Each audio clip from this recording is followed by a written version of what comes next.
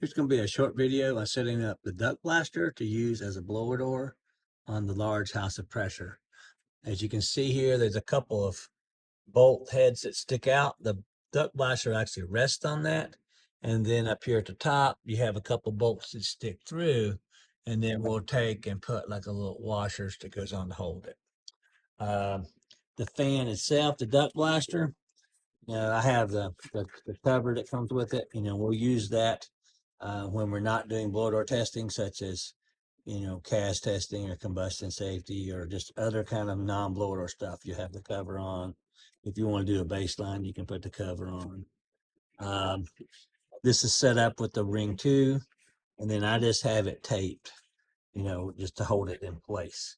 And then from there, I'll just set it up where you can have the handle on top. And the way I typically do it is I put the handle at the top when I attach it to the house. So I'm just going to take this and I'm going to on the bottom here, these two bolts.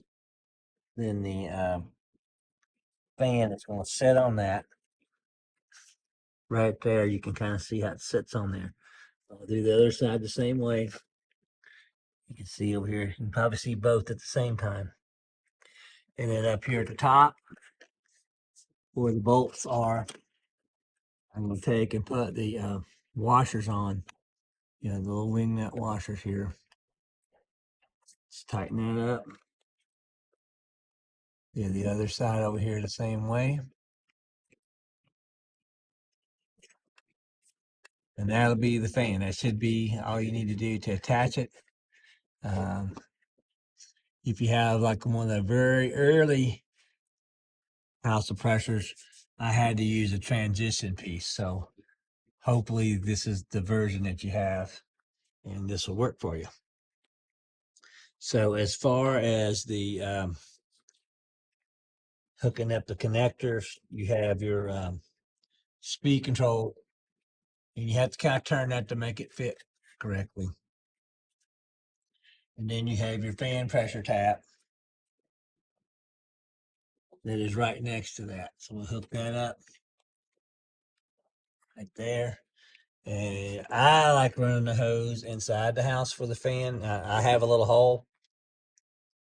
If you don't have one here already, you could probably put one just right next to the fireplace.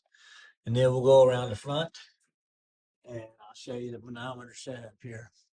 So the manometer setup, of course, you may have any kind of manometers, but just I have a little stand, and that's probably what came with the house, is a little stand for the manometer.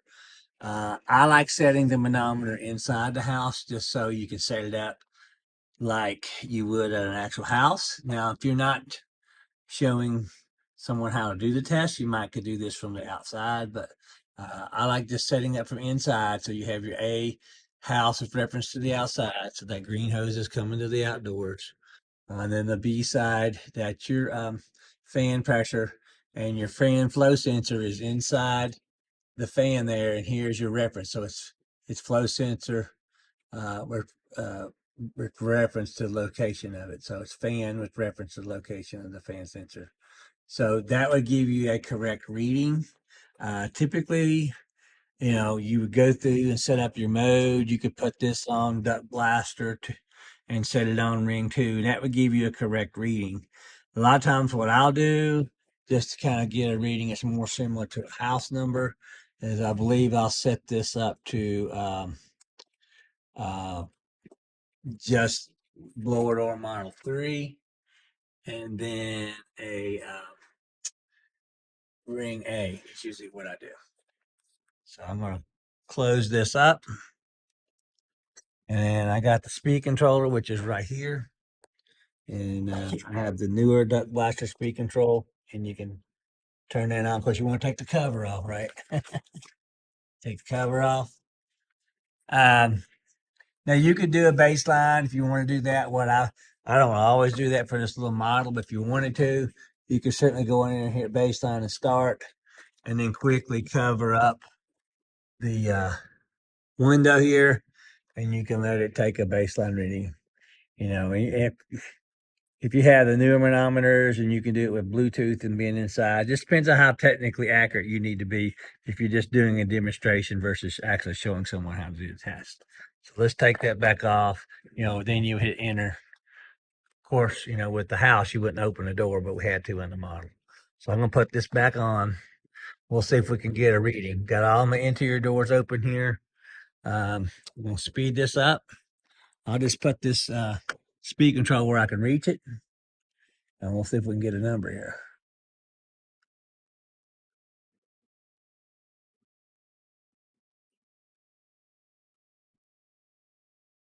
Now, I believe I'm in CFM mode. So as I turn it up, the number goes up. If you have it in CFM 50, it will already estimate what your 50 is going to be. Again, this depends on what you're doing and who you're showing this to. I mean, it's kind of cool to watch the number goes up as the CFM goes up. They were about 50, and that's about 1,500. So, that makes the number look more realistic than what you would get on an actual house versus if you set this up for Duck Blaster and Ring 2, it might read like 150. So, which is not typical, for a house. Now, if I open this up a little bit, if I make a little leak right here like that, you can see now that my 50 went away. And now I'm going to speed that up.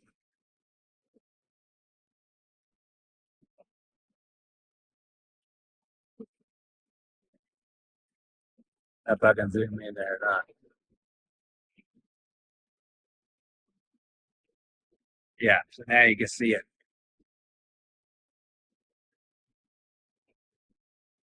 So I made the house a little big here, and then the motor all went up. There we go. Of course, now if you close it down, if I close the window here a little bit, you see it goes up like 84, and you can go back down. Of course, you can take a smoke pencil, and go around the leaks. When I had the window cracked open here before, when if you open the window, you can go down around that with your smoke pencil and all those types of things. But that's how you do it. And hopefully that'll work out for you. And I'll talk to you later. Thanks.